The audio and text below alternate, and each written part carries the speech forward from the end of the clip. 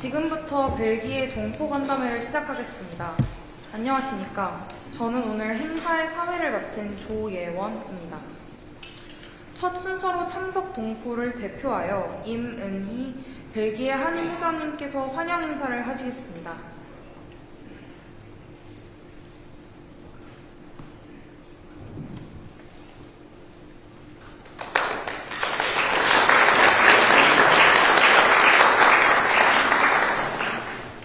존경하는 대통령님, 여사님, 친애하는 한국 동포 여러분, 안녕하십니까? 벨기에 한인회장 이문희입니다.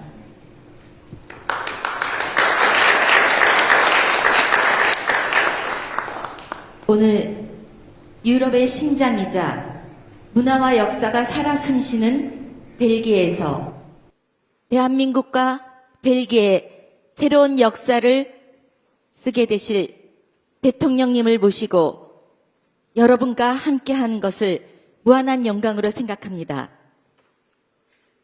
다사다난한 국제정세 속 국익과 외교를 위해 헌신하시고 고된 일정 속에서도 저희 교민들께 힘든 발걸음을 해주신 대통령님과 여사님께 깊은 감사의 말씀 올립니다.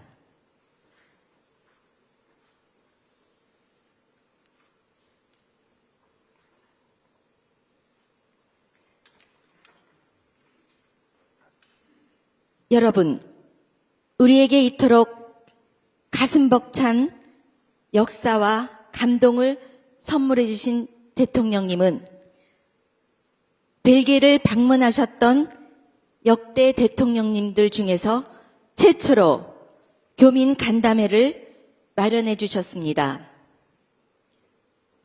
우리에게 이 감동을 선물해 주신 대통령님과 여사님께 큰 박수로 환영을 부탁드리겠습니다.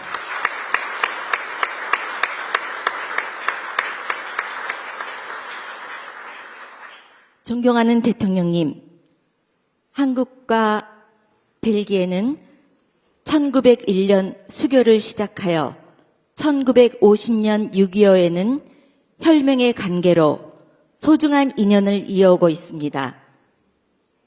그 소중한 우정의 토대 위에서 저희 한인회는 작지만 단단한 공동체로서 성장하여 여러 곳에서 성실함과 품격으로 대한민국을 빛내며 신뢰를 쌓아가고 있습니다.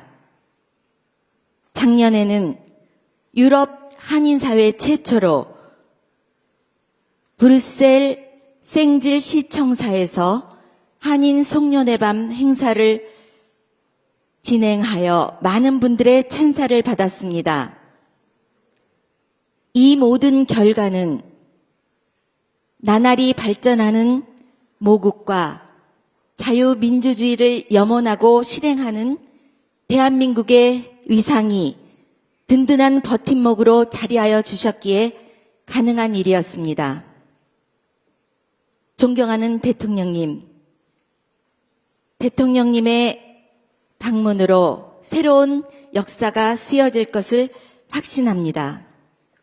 저희 벨기에 교민들도 대한민국의 번영과 평화를 위하여 한마음으로 각자 맡은 바 민간 외교의 최전선에서 양국의 가교 역할을 할 것을 약속드립니다. 대통령님의 방문이 커다란 결실을 맺기를 바라며 다시 한번 진심으로 환영합니다.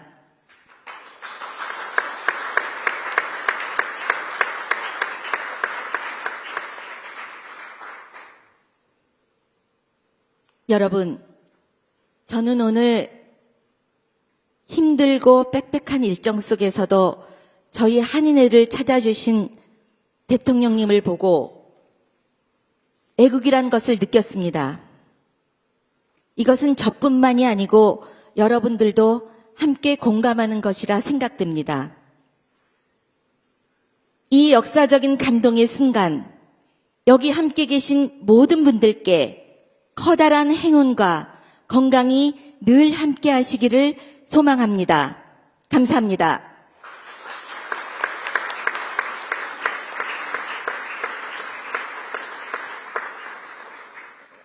이문희 벨기에 한인회장님, 진심 어린 환영사 감사합니다. 다음은 대통령께서 동포 여러분께 격려의 말씀을 전하시겠습니다.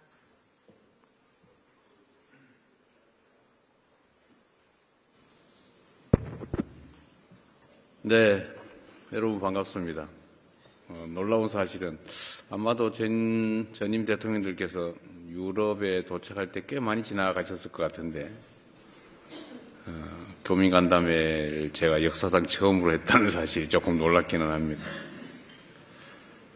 이곳 교민들 수가 대개 한 5천 명 교민, 그러니까 재외 국민 더하기 동포, 국적을 갖지 않지만 대한민국에 전에 국적을 가졌거나 부모가 또는 많이 선대들이 대한민국 국민이었던 분들의 자손들, 동포라고 부르죠. 이분들이 한 5천 명 정도 된다고 하는데 사실 국가 단위로 보면 그렇게 크지는 않아서 그랬을 수 있을 것 같습니다. 그런데 지금 좀 전에 얘기했지만 벨기에가 유교에 참전을 해가지고 당시에 106명이 전사를 했다고 해요. 국가 규모에 비하면 상당히 많은 수가 참전했고 많은 수의 전사자가 있었습니다. 그 숫자나 이런 비교를 해보면 5천 명 교민도 결코 적은 수는 아니죠. 제가 전 세계를 다니면서 이제 그런 생각이 듭니다. 대한민국 국민으로서 자부심을 가지고 또 해외에 나오면 보통 애국자들이 되지 않습니까? 국내 문제에 대해서도 좀 더 관심 갖게 되고 또 본의 아니게 비교를 당하다 보니까 본국의 위상이나 아니면 세계에서 인정받는 신뢰도 정도에 따라서 대접이 좀 다르잖아요. 안 그런가요? 아마 한 2, 3년 사이에 극적으로 느끼셨을 것 같아요. 그래서 본국이 잘해야죠. 또 교민 여러분들이 대한민국에 대해서 자랑스럽게 생각할 수 있어야 된다라고 저는 생각합니다. 앞으로 그렇게 하려고 노력해요. 재외 국민들 숫자가 수백만에 이르잖아요. 많게는 750만 이렇게까지 얘기하기도 하는데 앞으로 각 국가별로 저는 재외 동포들에 대한 정책을 좀 지금까지와는 좀 다르게 바꿔야 된다고 생각합니다. 우리 여기 대사님도 계시지만 여러분들 대사님 자주 뵙나요? 말이 없네. 제가 이번에 취임하고 난 다음에 재외 공관장들에게 이렇게 지시를 했어요. 여러분도 아실 텐데 재외 국민들, 동포들과의 면담도 좀 자주 하고 접촉도 좀 늘려서 그것들이 과연 뭘 원하는지, 뭐가 불편한지, 어떤 제안을 하고 싶은지를 다 조사를 해보자라고 해서 전 세계적으로 했는데 제가 생각했던 것보다는 의견이 너무 적었어요. 1200건인가 밖에 안 됐는데 제가 보기에는 한 10배 이상 나와야 정상이죠. 그런데 제가 다녀보면 여러분들이 예를 들면 벨기에에 사시면서 대한민국 정부가 이런 것들을 좀 했으면 좋겠다. 또는 대한민국의 재외 공간이 이런 역할을 해줬으면 좋겠다라고 하는 것들이 많이 있지 않습니까? 그런데 저는 그게 제로가 될 때까지 먼저 다 해치워야 된다고 생각하는 사람이죠. 그게 재외 공간의 역할이다. 저는 그게 대한민국으로 치면 우리 대사님이 격하시켜서 기분 나쁠지 모르겠는데 저는 주민자치센터의 동장과 비슷하다 이렇게 생각하죠. 규모가 크면은 그 이상의 직함일 수도 있지만 결국 우리 재외 동포들, 교민들의 의견도 듣고 또 그분들의 불편함도 해결해 가면서 대한민국이라고 하는 하나의 국가의 정체성이나 또는 위상을 그대로 외국 현지에서 실현하는 것도 아니겠어요. 그래서 앞으로 우리 대사님도 우리 교민들과 자주 만나세요. 예를 들면 벨기에에 살고 있는 동포가 대체 어떤 사람이고 뭘 하고 있는지 정도는 최소한 파악해야 된다고 하는 게 제 생각입니다. 그리고 아까 그 얘기도 했던데 제가 얼핏 생각이 났어요. 가끔씩 모임도 좀 가지시고 또 커뮤니티 활동이나 뭐 이런 것들 지원도 좀 해드리시고 보나마나 뭐 한글 학교 지원해달라 이런 소리 할 건데 근데 그런 소리 나오기 전에 또 미리미리 또 지원하고 그래야 되지 않을까 싶습니다. 지금 잘들 하고 계세요. 지금까지 기존에 했던 것과는 좀 다른 재외 공간의 역할을 제가 요구하고 있기 때문에 거기에 맞춰서 이런저런 일들 하려면 되게 바쁘고 힘들 겁니다. 그럼에도 불구하고 재외 공간의 역할은 지금까지는 뭐 정부의 공식적 역할, 그러니까 정부 대 정부 간의 이 공적 부문의 공식 업무를 처리하는 것만 해도 바빴을 텐데 이제는 그걸 넘어서서 그건 당연한 거고 그걸 넘어서서 문화 산업 진출이라든지 또는 재외 교민들의 그 일종의 플랫폼으로서의 역할을 좀 해줘야 되지 않을까 생각을 합니다. 여러분도 적극적으로 좀 활용을 하도록 하세요. 아마 재외 공간에 대한 기존의 이미지는 뭐 만나기도 어렵고 가면 불친절하고 얘기를 하면 부지하 세월에 언제 답이 올지 모르겠고 뭐 그런 시절도 가끔 있지 않았을까 싶긴 한데 이제는 전혀 그렇지 않을 겁니다. 또 안 하려고 노력해야 되겠죠. 여러분들은 선진국으로 분류되는 대단히 뛰어난 나라죠. 벨기에. 뛰어난 선진국에 사시기 때문에 아마도 대한민국에 대해서 좀 더 각별한 생각이 있을 것 같습니다. 대한민국에 대한 평가가 아주 짧은 시간에 극적으로 바뀌었죠. 그야말로 원조를 받아서 힘겹게 살아가던 가난한 나라에서 어느 날 갑자기 뭐 경제적으로 좀 앞서더니 이제는 세계 문화의 중심 국가처럼 느껴지지 않습니까? 정말로 장족의 발전을 했다고 하죠. 그 변화, 그 발전에 따라서 엄청나게 국가에 대한 인식도 이미지도 많이 바뀌었을 거예요. 여러분의 고국에 대한 이미지도 자부심도 많이 바뀌었겠죠. 앞으로는 이런 상황을 좀 더 넘어서야 되지 않을까 싶습니다. 저는 우리 대한민국 국민들이 가지고 있는 엄청난 저력을 믿습니다. 사실 자세히 들여다보면 정말 대단하지 않나요? 여러분도 그런 사람들이죠.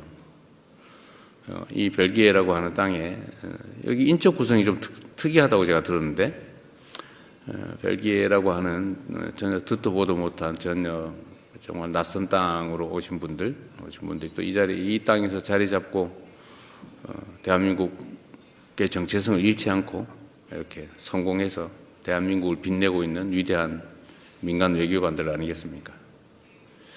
또 앞으로도 여러분들의 역할은 정말로 크고 기대가 많이 됩니다. 대한민국은 보통 통상국가라고 부르죠.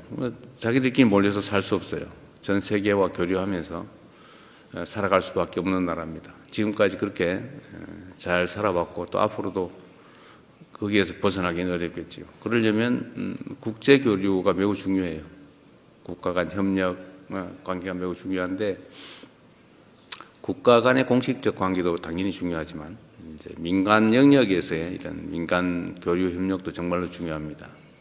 여러분 한 명 한 명이 어떻게 행동하느냐에 따라서 대한민국이라는 인상이 완전히 달라지겠죠.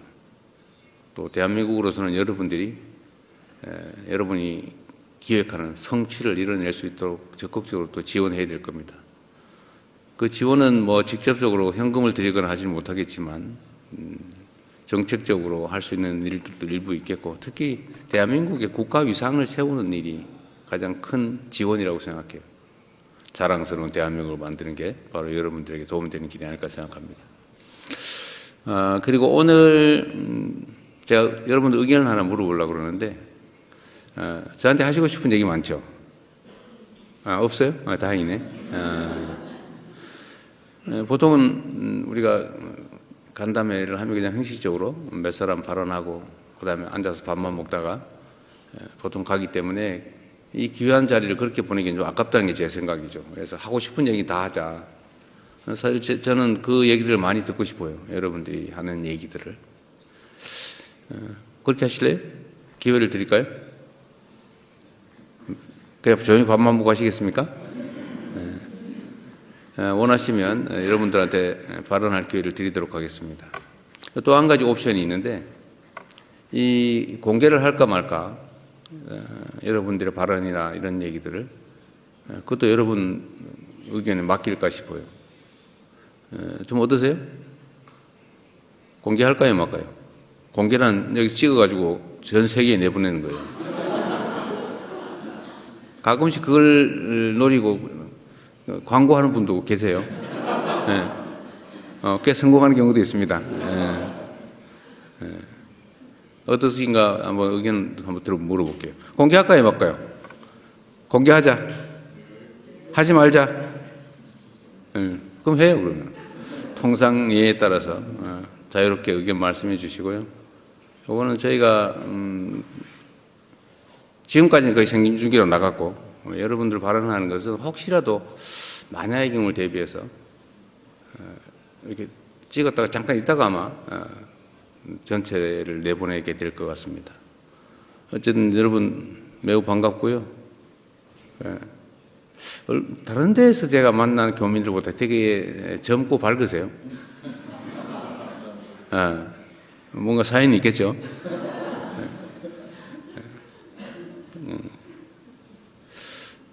그리고 여러분들 정말로 격변하는 대한민국을 보면서 걱정 많이 했죠. 빠른 시간 내에 또 회복하고 있습니다. 또 앞으로 지금까지와는 훨씬 더 나은 대한민국을 보여드릴 겁니다. 감사합니다.